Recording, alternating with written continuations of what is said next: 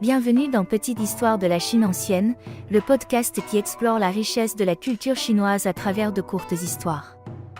Aujourd'hui, nous allons plonger dans une légende fascinante, le feu de la tour de guet pour divertir les seigneurs. Ce récit, qui aurait eu lieu vers 800 avant Jésus-Christ, est mentionné dans plusieurs ouvrages historiques chinois. Pourtant, son authenticité reste incertaine, il ressemble davantage à une fable qu'à un fait historique rigoureusement attesté. Cela n'empêche toutefois pas cette histoire d'être connue de tous en Chine, car elle incarne les attentes morales du peuple chinois envers ses dirigeants. Sous la dynastie des Zhou de l'Ouest, le royaume régnait sur un empire déjà affaibli.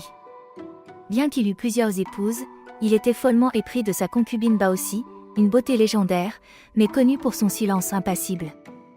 Déterminé à la faire sourire, le roi tenta maints stratagèmes en vain. Un jour, un conseiller lui suggéra une idée insensée, allumer les feux d'alerte sur les tours de guet, destinés à prévenir une invasion ennemie. Les seigneurs de tous les royaumes voisins accoururent, armés et prêts à défendre la capitale.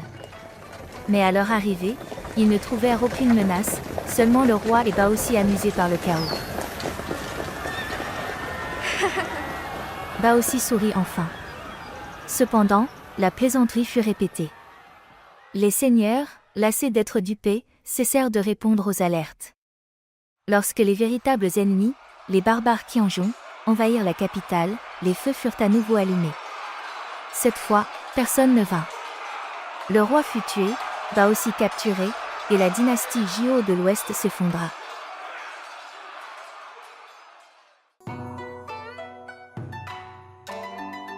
Ce récit rappelle la fable grecque du garçon qui criait au loup. Et le royaume des Zhou peut aussi évoquer l'image de Néron, l'empereur romain connu pour sa frivolité et sa cruauté.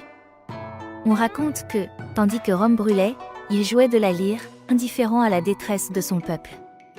Comme le royaume, il symbolise la décadence d'un pouvoir insouciant, prêt à sacrifier l'État pour ses plaisirs personnels.